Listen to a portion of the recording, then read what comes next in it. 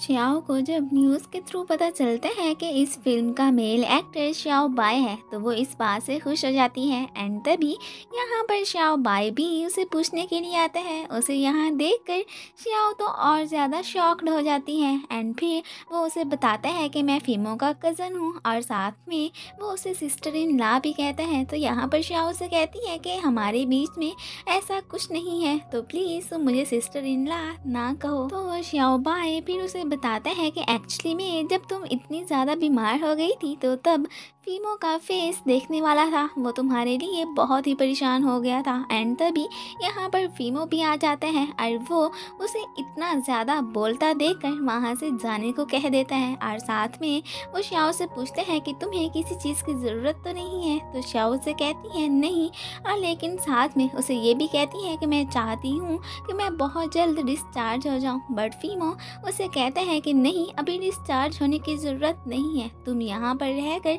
थोड़ा और रेस्ट करो। दूसरी तरफ हन हुई के पास जियांग आया होता है और वो यहाँ पर उसे एक कॉन्ट्रैक्ट के बारे में बताता है जो बिल्कुल ब्लू स्काई गैलेक्सी कॉन्ट्रैक्ट के जैसा था। और यहाँ पर वो उसे इस कॉन्ट्रैक्ट पर साइन करने को कहता है कि ये रियल तो नहीं है बट हम इसे रियल बना सकते हैं। एंड यहाँ पर ये दोनों फिर से कॉपरेशन कर लेते हैं। फिर बाद में जियांग श्याओ से मिलने आता है तो फीमो उसे यहाँ देखकर फिर बाहर ही रुककर उनकी बातें सुनने लगता है। जियांग तो यहाँ पर फिर से श्याओ को फीमो को छोड़ने के लिए कहते हैं, साथ में खुद भी उससे पैचअप करने की बात करता है। बट श्याओ उसे कहती है कि अब तुम मेरा पीछा छोड़ ही दो। और ये सुनकर तो फीमो स्माइल करने लगता है। एंड यहाँ पर श्याओ उसे ये भी कहती है कि अब तुम लिंकर को तो धोखा ना दो मेरे पीछे आकर। एंड साथ में वो उसे यहाँ से जाने के लिए भी कह देती है। और फिर बाहर उसकी मुलाकात फीमो से हो जाती है और यहाँ पर वो तो फीमो को भी पॉइंट आउट करने से बाज नहीं आता। वो उसे कहता है कि तुम में और श्याओ में बहुत डिफरेंस है, इसलिए तुम उसे छोड़ ही दो तो अच्छा है। तो यहाँ पर फीमो से कहता है कि देखो कह कौन रहा है। खैर जियांग फिर उसे ये कहकर वहाँ से चला जाता है कि तुम्हें तो श्याओ की पसंद और नापसंद का भी कोई पता नहीं है। तो फीमो फिर श्याओ के पास आकर उसके क्लोज बैठता है और यहाँ पर वो उससे उसकी पसंद और नापसंद के बारे में पूछने लगता है। तो वो भी बेचारी अब जहाँ भी जाती ये उसके पीछे पीछे उसकी पसंद और नापसंद के बारे में पूछने लगता। तो फिर आखिरकार उसे ये सारी चीज़ें लिखवानी ही पड़ती हैं और फीमो भी एक कॉपी पेंसिल निकाल कर ये सारी चीज़ें लिखने बैठ जाता। काए और श्याओ बाई की जब मुलाकात होती है तो यहाँ पर काए उसे एक इंटरनेट सेलिब्रिटी ही समझ लेता है और बस इसी बात पर उन दोनों की छोटी मोटी फाइट भी हो जाती है और वो दोनों हॉस्पिटल जाते हुए भी एक दूसरे से फाइट करके ही जाते हैं। अब वो दोनों ही श्याओ के लिए खाना लेकर गए थे और फिर वहाँ जाकर वो इसी बात पर लड़ने लग जाते हैं कि श्याओ मेरा खाना खाएगी और काई उसे कहते हैं कि नहीं, ये मेरी बहन है तो इसलिए ये मेरा खाना ही खाएगी। तो फीमो उन्हें यूं लड़ता देख कर कहता है कि देखो इसने पहले ही खाना खा लिया है तो इसलिए तुम लोग इस बात पर फाइट ना ही करो तो अच्छा है। फिर यहाँ पर श्याओ बाय श्याओ से कहता है कि देखो अभी तक फीमो ने तुमसे अपना लव कन्फेस नहीं किया है तो तुम्हारे लिए यही बेहतर है कि तुम मुझे अपना बॉयफ्रेंड बना लो। और यहाँ पर वो उसका हाथ पकड़ कर कहता है कि देखो मैं तुम्हें बहुत खुश रखूंगा, ये फीमो तो तुम्हें बिल्कुल भी खुश नहीं रख सकेगा। ये देखकर तो काई बहुत जेलिस होता है कि इसने इसका हाथ क्यों पकड़ा हुआ है। वो फौरन से उसका हाथ झटक कर अपनी बहन के हाथ में फीमो का हाथ देता है कि बस यही मेरा ब्रदर इन लॉ बनेगा। ये सुनकर तो फीमो स्माइल करने लगता है। दूसरी तरफ जिया को उसका मैनेजर होटल लेकर आया होता है और यहाँ पर यून भी एक मीटिंग के सिलसिले में आया होता है। तो वो जब देखते हैं कि उसका मैनेजर उसे घसीट कर अंदर लेकर जा रहा है, ये देखकर तो यून को दाल में कुछ काला लगता है। मिस्टर शू जिया के साथ जबरदस्ती कर ही रहा होता है कि तभी कोई डोर नॉक करता है और बाहर कोई और नहीं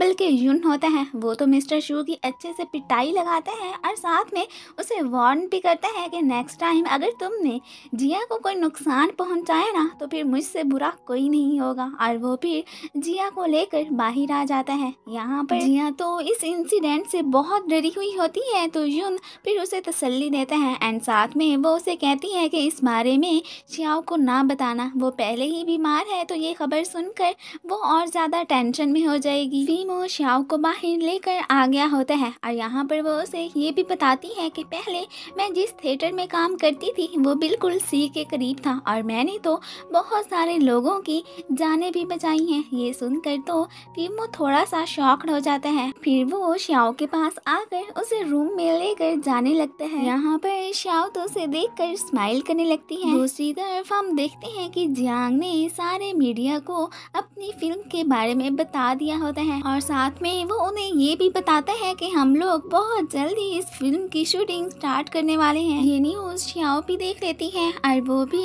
शूटिंग पे जाने का डिसाइड करके वहाँ से जाने लगती है। फिर हम देखते हैं कि वो शूटिंग पर आ गई होती है और यहाँ पर श्याओ बाय उससे पूछते हैं कि तुम फीमो को कितना लाइक करती हो, तो यहाँ पर श्याओ उससे कहती है कि उस भला कोल्ड से बंदे को कौन लाइक करेगा। ये सुनकर तो श्याओ बाय खुश हो जाते हैं और वो फिर फौरन से फीमो को कॉल करने लगते हैं। यहाँ पर श्याओ उसे मना करती है कि ये बात उसे ना बताना और पीछे से फीमो उसकी आवाज़ सुन लेता है और वो कहता है कि है इसने तो मुझे बताया ही नहीं और ये शूटिंग पे भी आ गई है। अब श्याओ बाय को तो मौका मिल जाता है और वो उसे कहते हैं कि इसका मतलब है कि श्याओ आपको लाइक नहीं करती है, इसलिए तुम्हें उसने बताया ही नहीं कि मैं शूटिंग पर जा रही हूँ। खैर वो कॉल डिस्कनेक्ट कर देते हैं। बाद में श्याओ बाय श्याओ को घर छोड़ने आता है। यहाँ पर काए जब उसे श्याओ के साथ देखता है तो तब उसका तो फेस देखने वाला होता है। फिर बाद में श्याओ बाय जब उसकी चोट पर आइस पैक लगाने लगते हैं तो तभी ऊपर से फीमो भी आ जाते हैं और वो